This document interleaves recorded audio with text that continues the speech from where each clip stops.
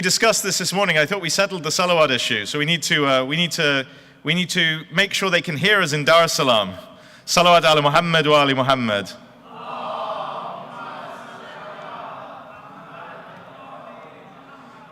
That's a little better. I'm going to give them a call now and see if they heard that one.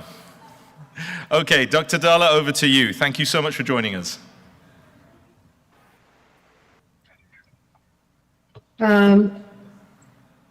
Assalamu alaikum wa rahmatullahi wa barakatuh. Alhamdulillahi Rabbil Alameen wa salatu wa salamu ala Sayyidina Muhammadin wa ahl baytihi at-tayyibin at-tahirin. Allahumma salli ala Muhammad wa ali Muhammad wa ajil farajahum. In the interest of time, I'm just going to assume that you're able to hear and see me until I hear an alarming message on WhatsApp. I'm going to assume that everything is fine, and I will just proceed with my presentation in the interest of time. Thank you so much for the introduction. The shortened version. This is what usually happens to us when we're on the third panel. Or the last panel of the day, but I hope that you will invoke all AI and non-AI means and wasila to connect to the divine, to give you the energy and the stamina to be able to hear this last panel as well. I intend to stay within my time limit, so inshallah khair. I want to thank you all for staying here in the room despite the long day. I want to thank the organizers for this very brave initiative. I mean, it's really brave in the sense that for the longest of time, the Shia have resorted to the pulpit and the madrasa to do most of the tabligh work and the knowledge dissemination to our communities. But I think what iCare is doing is really courageous, because you're trying to fuse academic studies and confessional and community knowledge dissemination as well. So it is really brave, and we'll see how far this can be productive and constructive. And of course, listening to the papers this morning, I'm sure we're all ready for criticisms as well. So thank you to everyone for being in the room, for having me virtually in the room with you. And to all those people who've sent me messages saying, oh my God, you're in Toronto. I am not. I am disembodied virtually, but here with you in spirit. And very, very fortunate to be part of the esteemed group of speakers who've shared so much of their valuable scholarship with us today. What I'm going to do for my paper is draw on my work in my community and in the academia. So I've been serving my community for more than 24 years in different positions. And for the last 7-8 years, I've been in the US academia as well.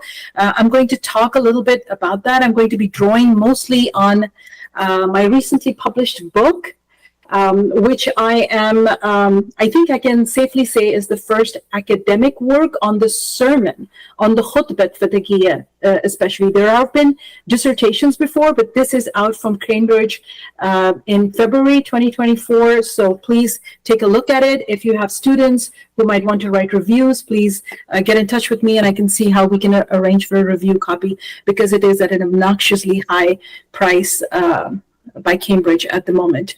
So I'm going to be drawing on this work and the entity that I study, and the words of Sayyida Fatima Zahra Salamullahi Alayha that I have studied as really the focal point or the impetus for faith-based activism.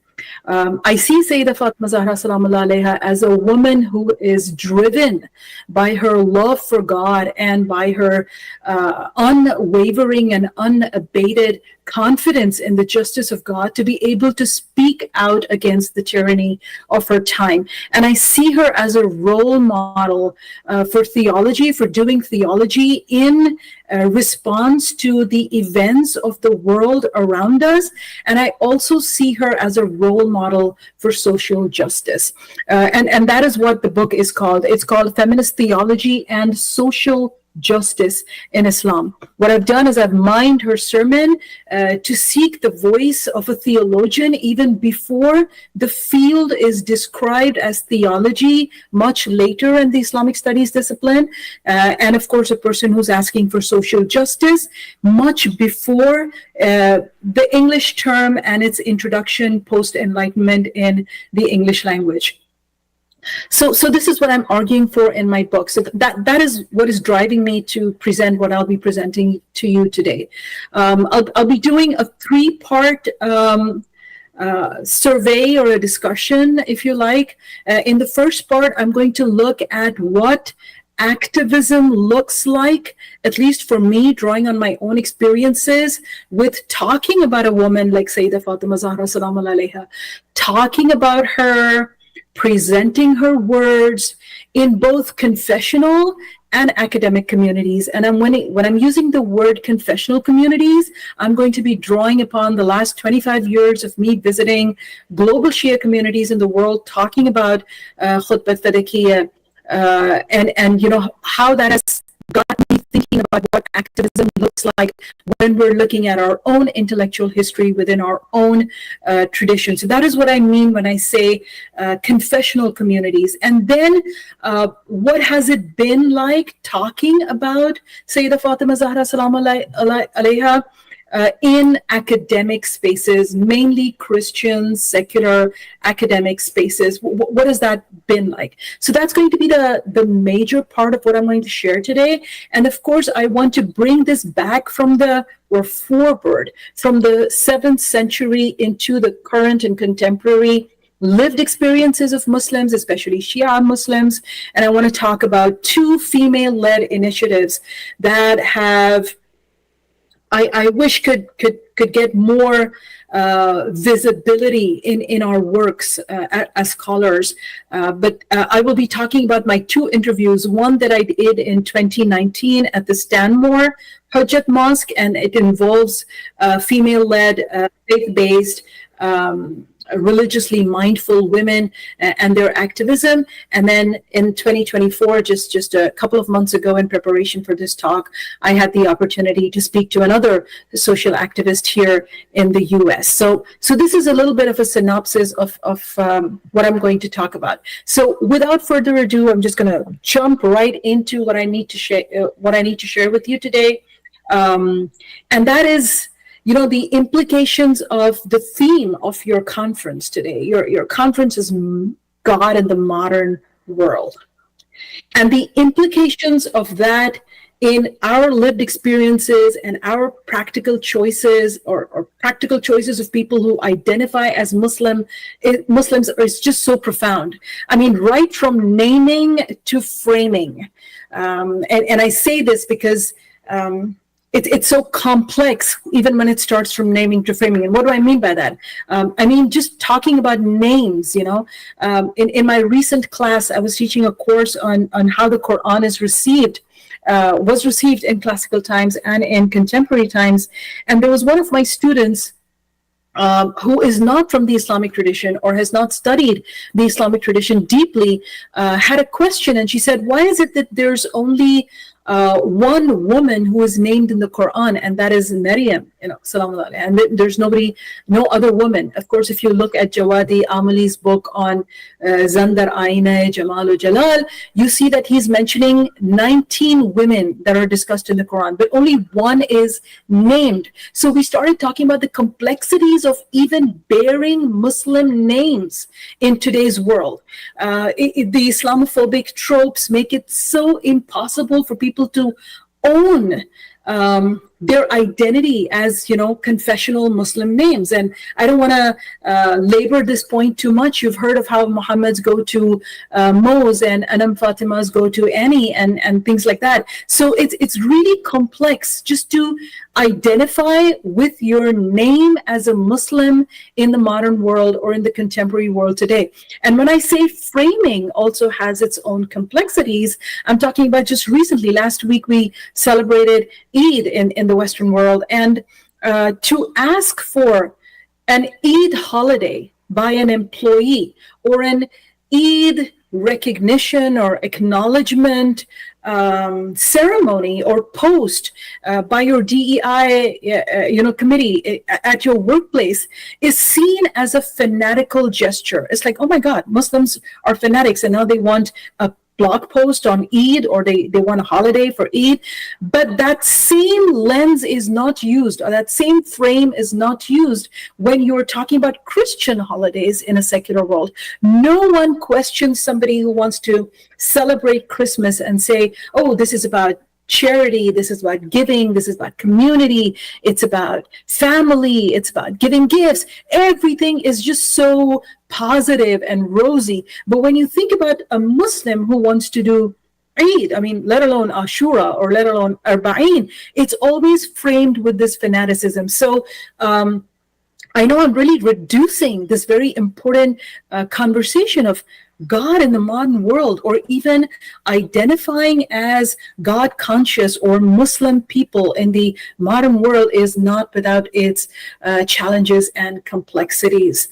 I'm going to now sort of shift gears and come directly into my work and the research that I've done with the Khutbah Tariqiyya, the elements of activism, the elements of speaking truth to justice that I've encountered in both fields, in, like I said, in my confessional communities and in the academic community. So I'm going to start with my my experience traveling and meeting the fantastic communities, Shia communities that we have all over the world.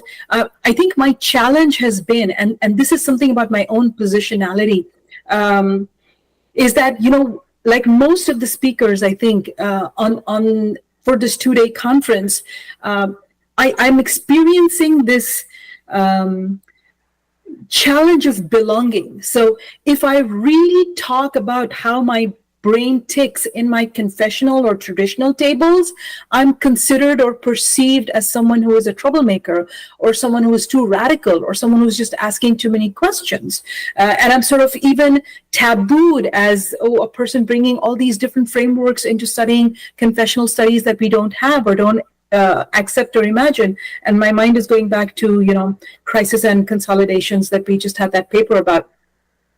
And then the other sphere or the aspect of your profile is where you're an academic and you're facing this demon, this in academia, and you're trying to maintain your Islamic Shi'i identity. And when you talk about empowerment in your sacred text or empowerment in your sacred history, you get this look like, okay, anybody can talk about it, but not a woman who looks like you. So being a visibly Muslim woman of color and talking about gender justice or talking about empowerment and freedom or social justice from the perspective of Islam sometimes gives me, like eyes in academia, like, what are you talking about? How can you profess to follow the faith and still say that you are an advocate for social justice? So I've seen myself as not belonging on either table, the traditional table or the secular feminist table, and I live in this liminal space where I try to do my work from.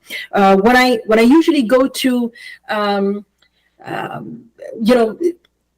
Islamic communities, and if it's a Fatimiyya, we'll always listen to how Sayyida Salam Alaiha is projected as the dutiful wife and the perfect mother, the perfect companion, and it is not to say that she is not, but then what I try to do is, besides all of that is being highlighted, and sort of I want to think like using her example to put women in their place, you need to be like this, and this is your place in society. This is how you stay in the home, and this is how you interact in society. I sort of raise uncomfortable questions. A couple of examples are, I raise the uncomfortable question about mourning for Sayyida Zahra Salam Alaiha, and how it might be an avenue for us to raise questions about family abuse and domestic violence. How do we talk about the broken ribs of Fatima Zahra salamu alayha, while we might be perpetrators of hurting women and children or other members, senior members of our family, and then we think we can just wear a black dress and we can come down and we can sit and mourn in the mosques, and we're doing our duty to our religion and to the ethos and the values of our religion. So I will raise this uncomfortable question about where in Fatimiyas are we talking about family violence or domestic violence, which of course is not always received with a hip hip hooray. The second uncomfortable question that I will usually raise in these areas is to highlight Sayyida Zahra salamu alayha, of course, with all those accolades that she's usually highlighted with during our conversations and our speeches from the pulpits. I like to sort of put her out there like an agitator, like a person who was brave enough to agitate systems and mechanisms put in place by men of power or patriarchy. I know that's a loaded term,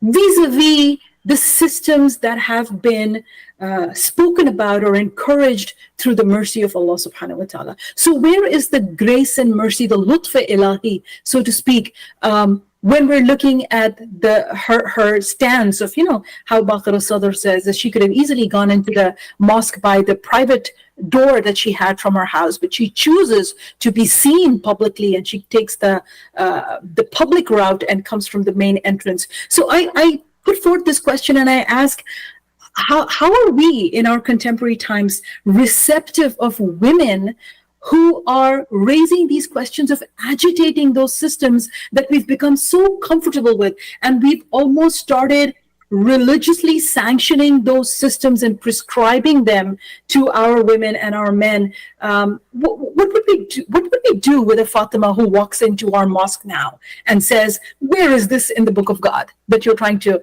ask us to do?" Right? So just trying to not historicize it or put it so way back that it loses its relevance for our life and the remembrance of God in the modern world. Lastly, I think another uncomfortable question that I pose to people is the idea of religious leadership and the notion of Sayyida Fatima Zahra salamu alayha as a leader for women and men. And I know this becomes a very problematic question. I'm reminded of a question from the audience that came after the panel one, where I think the questioner was asking about that hadith that in the end of times, in the time of Zuhur, women and children will have access to jurisprudential knowledge, or they will be able to teach jurisprudential knowledge. And there was that question, and sometimes I feel like, there is this infantilization of women's intellectuality, where you think, no, you only know women's stuff, you only know women matters, you only know mother, wife, daughter, sister, when in the example of Sayyida Fatima Zahra salamu alayha, you have an intellectually ripe, wise mind that is speaking from a place of God consciousness. And how, as communities, are we receptive towards women in that kind of leadership? And again, in the interest of time, there are many things we can say from Surah Tahrim, where Allah subhanahu wa ta'ala says, ضَرَبَ اللَّهُ لِلَّذِينَ آمَنُوا إِمْرَأَةُ Fir'aun. God gives the example of the wife of the Pharaoh and Maryam ibn Imran, التي أحسنت فرجها, and these women as examples for الذين آمنوا, not just women. So we've become accustomed to the persona of Fatima Zahra salamu alayha projected as a role model for women in our societies, when really, based on the Quranic inquiries, she or women like her are role models for women and men. So all this has its element of making those spaces a little uncomfortable by these questions. Fast forward to being in academia, to talk about women like Fatima Zahra salamu alayha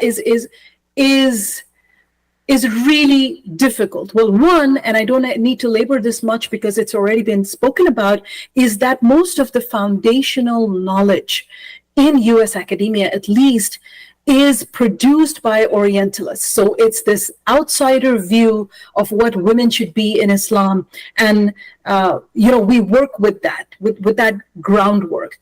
You look at the 1960s influx of immigrants coming from South Asia and bringing with them Islamic studies and more emic voices, more insider perspectives of what Islamic studies should look like. But again, when these people are coming in, they're trying to hold their positions, get their immigration status. So you're seeing most of them having to conform to secular norms to be able to have their chairs or their positions and their teaching job opportunities. So you're not really finding a deep dive into voices like the women's voices like Fatima Zahra salam alaiha. After 9/11, you see most of the women's studies in Islam, they are exhausting, really, is burdened by just responding to Islamophobic tropes of what a Muslim woman's body is supposed to be imagined, what their role is in society, and you're just answering these questions which are really non-issues for some of us. And if you're not doing that, you're either trying to confine into a white feminist theory or theology to be able to translate what you want to bring from your own traditional intellectuality into the academic space for discourse. And that is very, very difficult to do.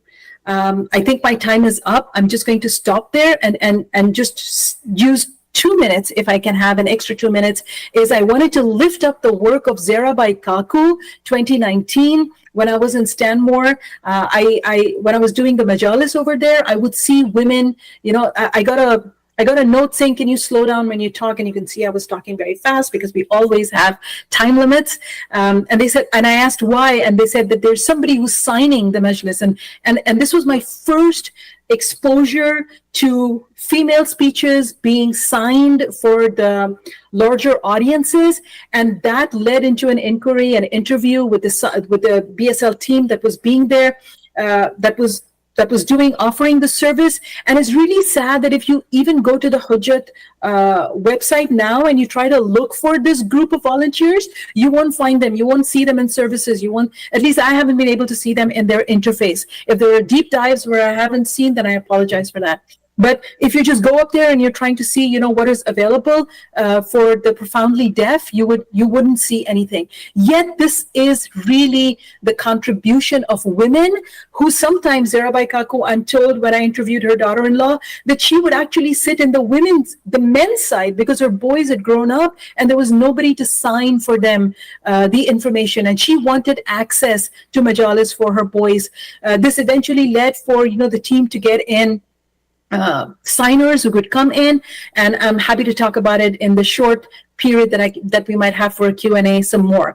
The other example that I wanted to share was, of course, the example of Razia Natani, who is the advocacy and outreach director for a Texas-based initiative which is called Al-Nisa Hope Center.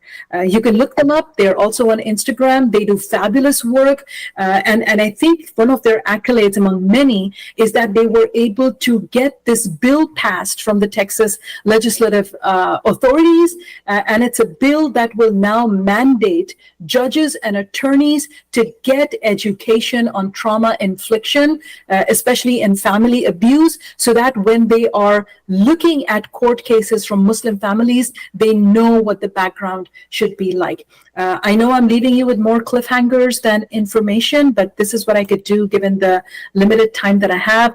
I am so grateful for your patience, and I understand that I have really sped through this, but I'm happy to stay for the first 10 to 15 minutes of the Q&A to be able to respond to any thing that needs more clarification. I look forward to your feedback and if there are any questions.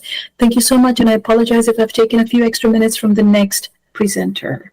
Alhamdulillahi Rabbil Alameen. Wassalamu alaikum wa rahmatullahi wa barakatuh.